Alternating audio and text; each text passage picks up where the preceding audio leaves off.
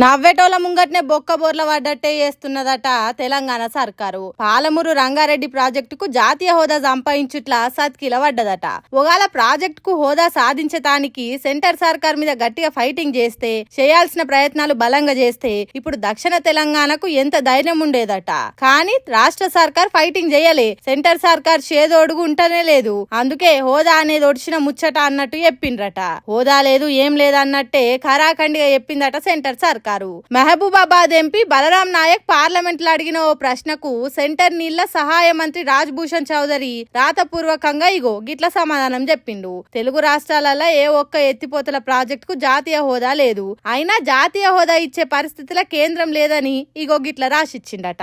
అంటే చూడుండ్రి తెలంగాణ మీద సెంటర్ సర్కార్ కు ఎంత ప్రేమ ఉన్నదో అని కొందరు అంటున్నారట.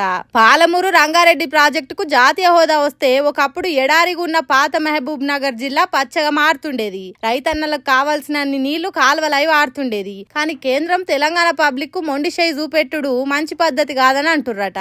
తెలంగాణ నుంచి ఓట్లేసి పార్లమెంటుకు పంపితే అటు బీజేపీ లీడర్లు ఇటు కాంగ్రెస్ ఎంపీలు హోదా పట్టుకొచ్చుట్లా ఫెయిల్ అయినరని అంటురు కొందరు.